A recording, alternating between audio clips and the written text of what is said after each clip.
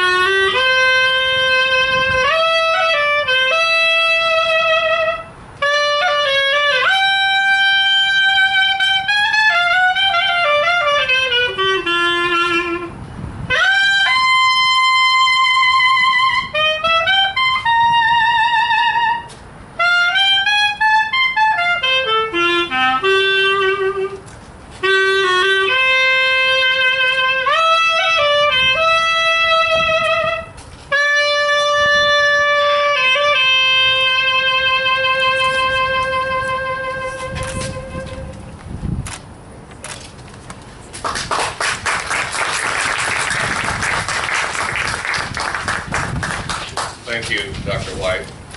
Would you please rise for the occasion, the invocation for the occasion by Reverend Robert Jackson.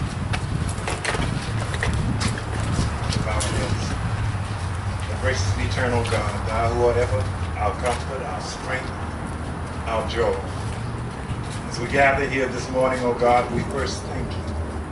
We thank you for blessing us all to gather here. We thank you for keeping us. We thank you for this moment. We thank you for these souls who are interred here. We thank you that though they are unknown to us, we know that you know them. You know all about them. We know that there is a bond between us and them.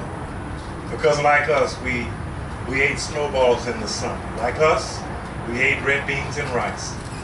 Like us, we enjoyed all that is the richness of this city. Oh God, how we thank you for them, and we thank you and we pray that you would bless their memories to the hearts of their loved ones. Even more, God, we thank you for this Crescent City Funeral Directors group. We thank you for this New Orleans Embalmers and Associates group. We thank you for their energies and their efforts that resulted in this great monument. God, we thank you for our mayor. We thank you for our city council. For you charge them with the responsibility to keep us, to direct us, to care for us. Oh God, we pray that you would bless them right now. God bless every heart assembled here. Bless, we pray, this entire city, both near and far, for it is a fact that our citizens are all over this country. God, just bless us all now as we gather this moment. Do all that is needful for us, and God, we will be careful to give you the praise, the glory, and the honor. We thank you for this hour. We pray that you always remember us, and we will always remember you. Thank you. In Jesus' name we pray. Amen. You may be seated. Again, Dr. Michael White set the tone for the occasion. Selection titled, What a Friend We Have in Jesus.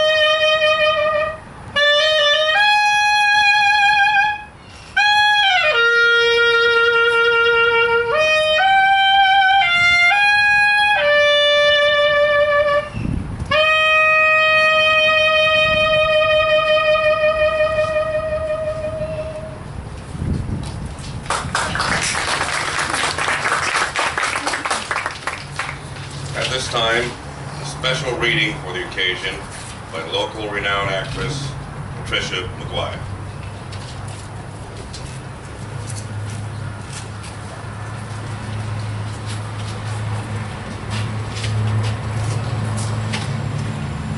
Through many dangers, toils, and snares, we have already come. But it is grace and His grace alone that has brought us to this day. I greet you in the mighty, masterful name of my Lord and Savior Jesus Christ, and say to you this morning that it's a privilege to share in this memorial, because like you, I'm sure the memories of August the 29th are vivid. They're vivid in my mind's eye, because it was a day when I had a living father at 95 years of age and had to evacuate with him 2 dogs and my husband, quick fast and in a hurry. But this morning, I've come to solicit you to help me out, because you're going to help me to save and still we rise. Now I'm going to tell you how you're going to do it, because I don't like to be a talking head. So your cue is going to be, whenever I say still, you are going to say, we rise. Now you're divided into 2 groups right now, and I don't want to have to separate my medicine from my little slogan. But we're going to see this morning, with inspiration from Maya Angelou, an unwavering faith in God's promises. This is dedicated to the spirit of our city and all who suffered and died due to a storm called Katrina that took us by surprise. May the victims interred here and the city that refused to accept demise take pride in remembering 11 years later and saying, still, oh, we gotta rise. Now they tried to write us off as history, you know, with their bitter, twisted lies. But our resilience and determination enables us to say in 2011, still, may the unclaimed and unidentified whom we remember here today be a constant reminder that God, our Father, will always make a way. They have joined that great cloud of witnesses, Reverend Jackson, Hebrews 12 and 1, that helps us to realize that our citizenry here in New Orleans can take pride in saying, still. That's like songs and like moons with the certainty of tides, just like hope springing high, still. We refuse to be broken, you know, with bowed heads, lowered eyes, giving up on our city and its people. No, we refuse to compromise. Praise God for the stamina and courage today to proclaim, still we rise. They tried to shoot us with their words. They tried to cut us with their lies. They tried to kill us with their doubtfulness. But still, out of the depths of Katrina's watery shame, still, we rise. Up from a past that's rooted in pain, still, we rise. Leaving behind days and nights of terror and fear into a daybreak that's wondrously clear. Remembering the lives that are buried here in a grave, they and our city have victory over that grave today. And so together we can proclaim, still we rise. Still we rise. Still we rise. Praise God and amen. Amen.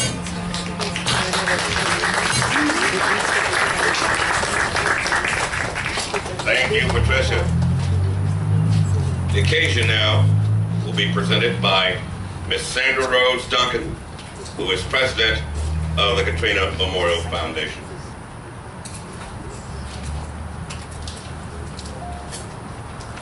Good morning, everybody. Good morning. It's a blessed morning that we're here. Mr. White, I will not come behind you again in life. I'm going to make sure you come behind me here. That was absolutely fabulous. You know the occasion every time I walk in that gate, whether it's Sunday after church, Sunday before church, Saturday after I leave the funeral home. I spend a lot of time in cemeteries, especially on weekends and weekdays now. This cemetery and this remembrance, it has such an impact every time I come. It's not like you can come here and then come back in 2 weeks or a month or a year or whatever it takes, and you feel different. This place has such special everything about it. I've had people from around the country after the storm as I traveled tell me, how y'all getting the memorial up that quick? I look like it took forever for us to get this together. Dr. Rouse's signature is on the bottom of that. Our coroner at that time worked very hard to help us make this a reality. And Dr. Rouse followed in his footsteps. That's a very unusual sequence of events for something of this magnitude to bury 98 unclaimed and unidentified people. It was one of the saddest days and one of the saddest memories of my life. And people did tell us, as before, I said that we would never come back. They were going to say because they was going to close us down. Oh, Lord, you heard so many stories. And some of it you would hear on television, you think it's real. But, you know, we proved them all wrong. We kept going. And now we are still here 11 years later, thank God, and by the grace of God. And it's just a special occasion. I picked a few words out of a book which I'm going to try and read a little bit about truth. And I'm going to see if I can see the words. If I stumble, y'all excuse me. If I don't, y'all just say hurrah. Okay. Is there then light? Light other than the light of the sun, given to all men. It is in the power of men, and I added women, to know the truth. True light is that which radiates from within. It reveals the secrets of the soul to the soul, and let it rejoice in light. Singing in the name of the Spirit. Truth is like the stars, which cannot be except beyond the darkness of night. Truth is like beautiful things in existence.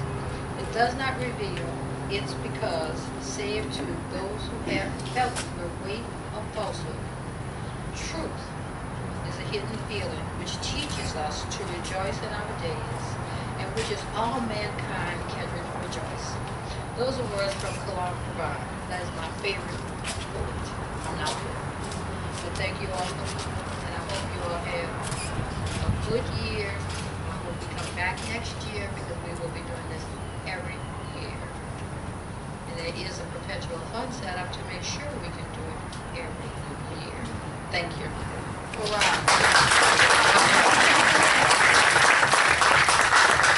Thank you, Sandra. He is a symbol of the expression, we rise. He has marshaled the revival of this great city. He is chief executive and our relentless leader. Therefore, it is only fitting that it is he who will deliver the traditional welcome this morning.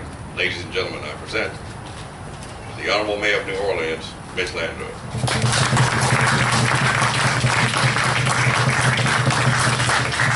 Norman can make an orange sound good, can't he? Norman, thank you for that lovely introduction. He always makes you sound so much better than you actually are. That's a good friend. It's nice to see everybody. Thank you so much for being here today. I always start off this talk by saying they may be unnamed and they may be unclaimed, but they are not forgotten. And that is what this is all about.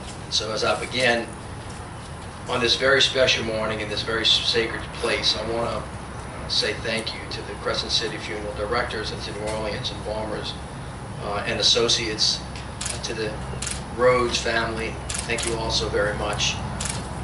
To Dr. Frank Mignard, who I actually ran into the other day. He looks really good. And to you, Jeffrey, Dr. Rouse, thank you so much for all the work that you have done to bring the dream of remembering into reality. Patricia, thank you so much for those beautiful words. And Dr. Michael White, thank you for continuing the tradition. You know, we laid Pete Fountain to rest the other day, and I think about how many people he's influenced in his life, and I know he had a great influence on you and Tim Laughlin, who will not only take our culture and our history and our music, but the beautiful instrument that from time to time might be overshadowed by the trumpet or the trombone, but to give the clarinet its rightful... Norman plays the trombone. To give it its rightful place in the harmony that we push to future generations.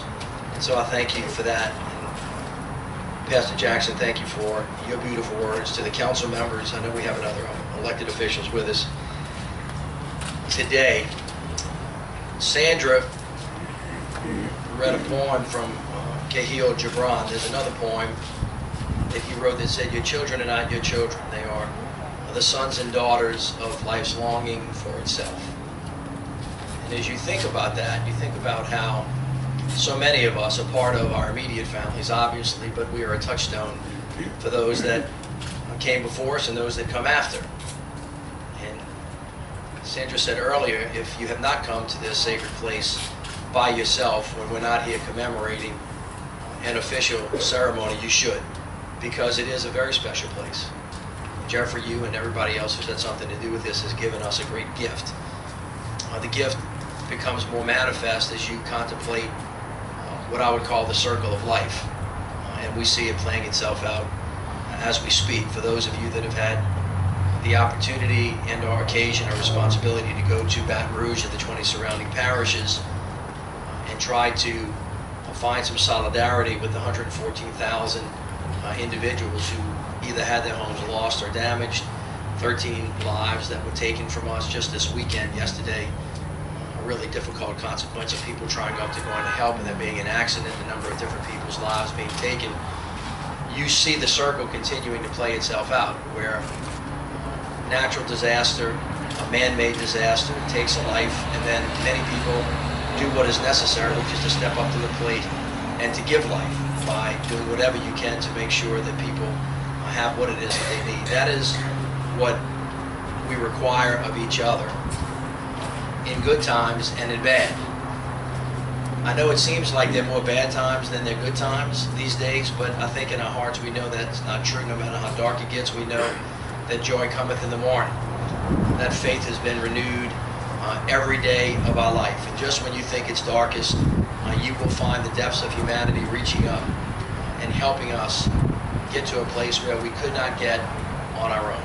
And that is what I think we have to remember every day. So I do think it's very important that we come back here every year, not just to call and to pledge allegiance to these individuals who were left behind, but just to say they were all part of the human family, and that whether it be on the battlefield or on the peace field, we really never leave anybody behind. And if we can see each other's humanity, look into each other's eyes and see a person and not a thing, not judge each other by our race, our creed, our color, our religion, but by our humanity, I think that we have a much better chance of not only surviving, but doing something beautiful. And so I thank all of you for coming again today to remember and to make sure that every one of these souls that are behind us knows that they're part of us, not only in the past and the present, but will always be in the future. So thank you all very much, and God bless you. Thank you, Mr. Mayor. We will now have remarks by our city council members, beginning with Councilwoman Susan Guidry, followed by Councilwoman Nadine Ramsey, and after her, we'll hear from Councilman Jared Brossack.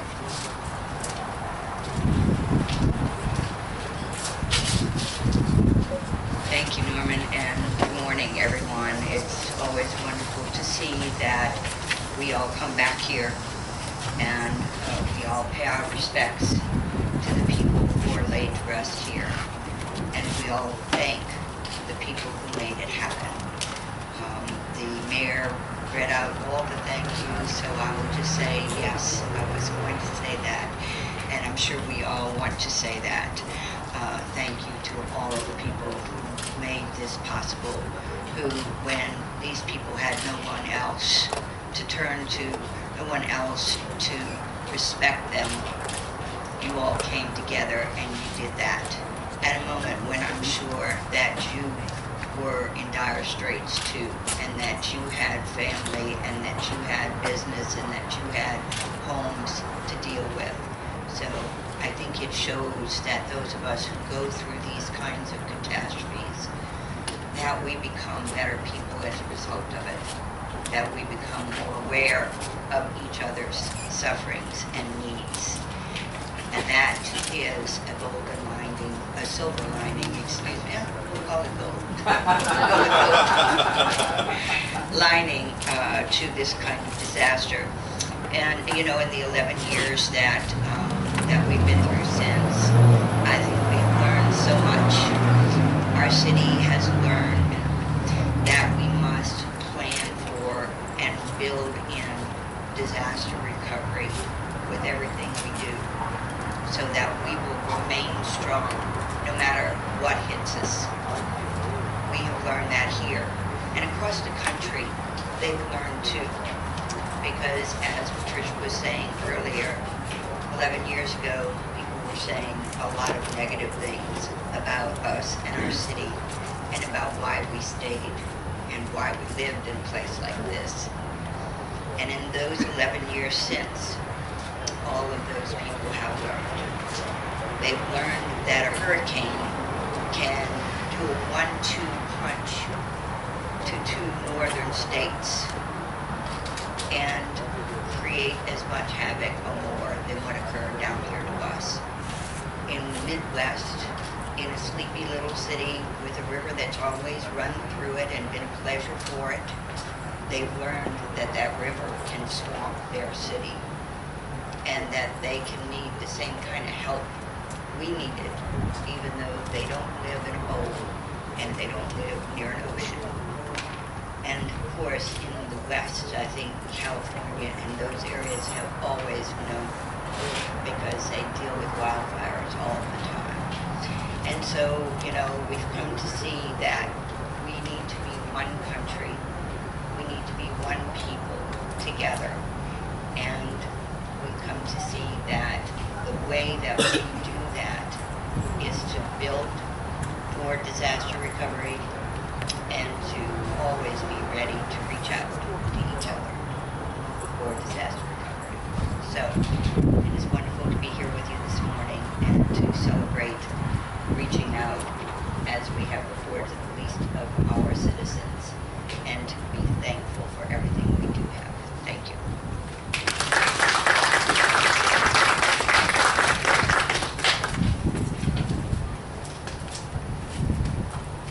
Good morning, everyone. It's wonderful to be here today because we're not only remembering those who lost their lives, but this is, we're honoring life today. Like so many traumatic experiences, we push them to the back and we think that we are moving on, that we're surviving. It's a day-to-day struggle. And coming here this morning is just a reminder again of all that we've been through, all of our family members who did not make it, all of the sacrifices that we have made in the last 11 years to get back to being normal. So I think as we sit here this morning, we can be joyful at the same time. This is a place of hope, a place of healing, a place where we're going to make sure that we put forth our best efforts from now on, not only to be prepared for emergencies, but to remember our brothers and sisters who are still here with us as we seek to protect life. This is a great opportunity as Christians, because we look back and we realize all that we have been brought through, and we build upon our faith and our trust in our Lord.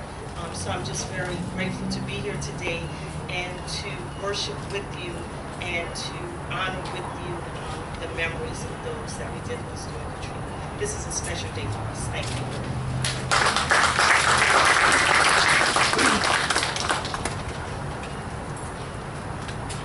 Good morning.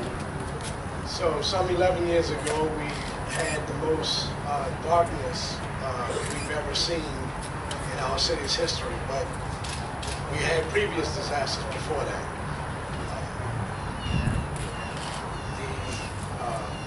The plague, the disease we've had, the fires, but we've all bounced back as one community and as one city. Because of faith and determination, I believe that's why we are all here sitting and standing in this special place of hope today. We look out at the city and see how much progress we've made in remembering the souls that we lost that helped build, in my opinion, build this city. Our masonry, our bricklayers, our electricians, our builders, our doctors, our pharmacists. And so we remember the lives also lost up the road just 2 weeks ago. And we recommit to ourselves that we will continue to be each other's keeper and work with each other to build a better New Orleans. And there's light at the end of the tunnel, and that's what we saw when we all came back. And we can stand here today and proclaim that, as this poet said, the only thing necessary for the triumph of evil is for good men and women to do nothing. There's a lot of good men and women in this city, and I believe, I know that's why we stand here, and we remember those souls that waded through the water, didn't make it at the end, perished in the waters, but we all commit to them that it is a brighter future for the city of New Orleans. So thank you all.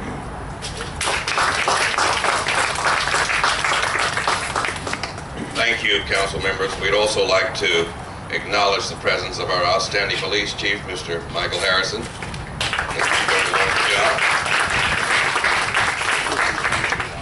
In his heartfelt address to us last year, he humanized the tragedy that befell us. And not only our connection, but our responsibility and our obligation to those who lie here in repose. I give you now, for his remarks, Dr. Jeffrey Rouse, coroner of the city of New Orleans.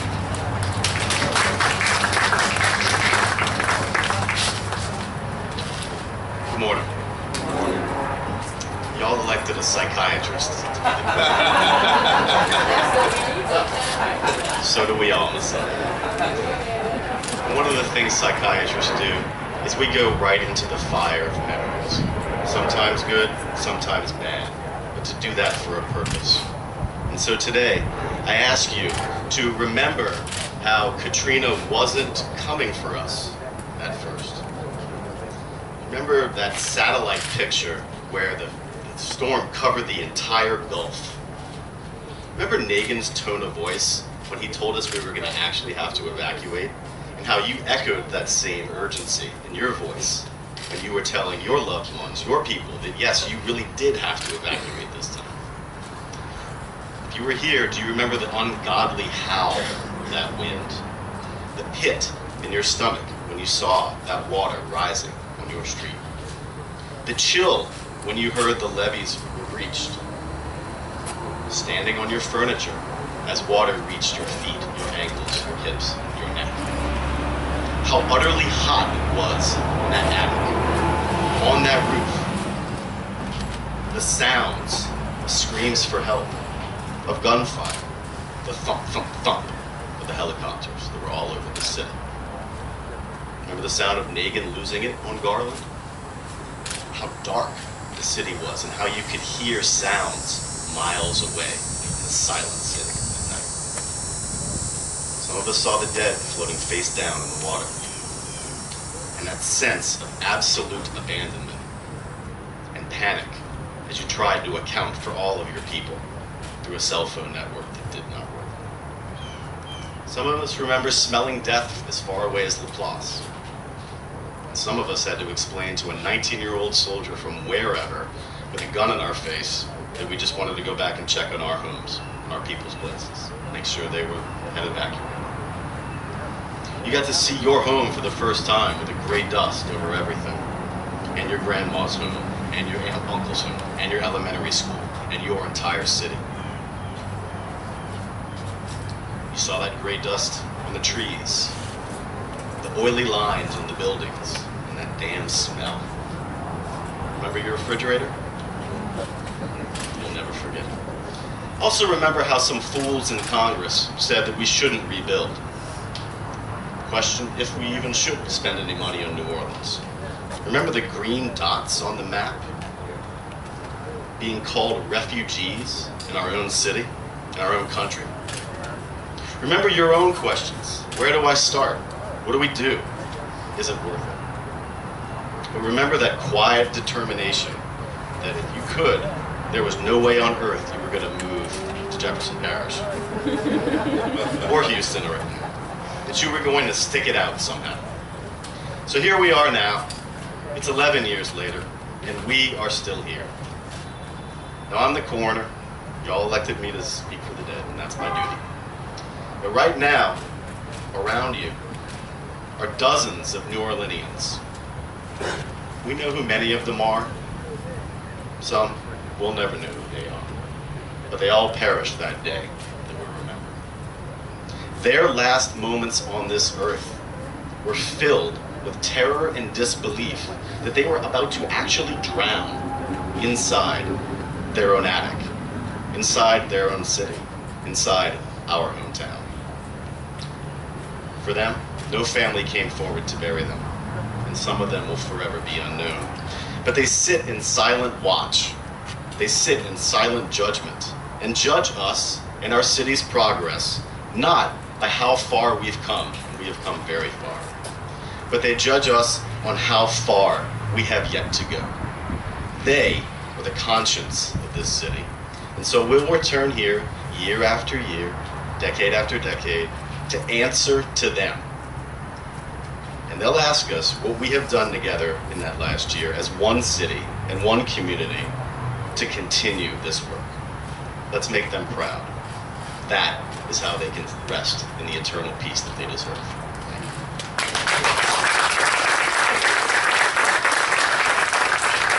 Thank you, Dr. Ralph. It is their humanity and their unselfish and unflagging compassion that unites us here at this place and time. We are forever indebted to their gracious generosity. Here to represent the funeral directors of the state of Louisiana, Mr. Jerry Shea.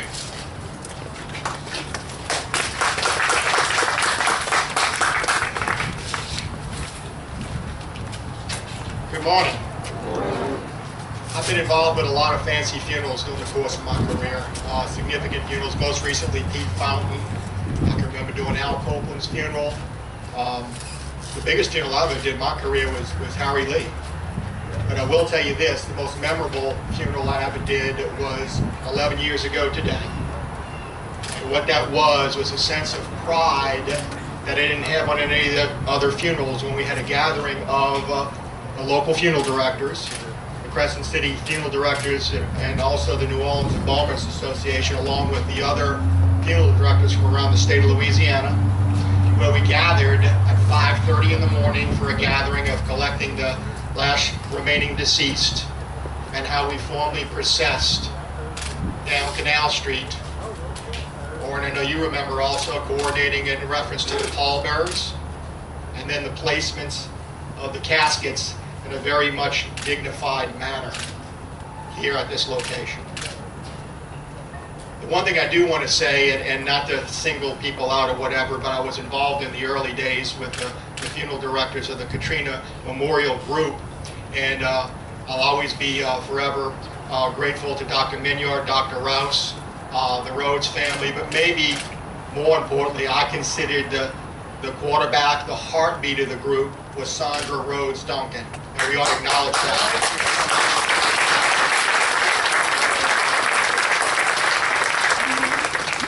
And lastly, and I know this is the reason for it, let us not ever forget the lives around us as we wind up visiting here. Thank you all very much.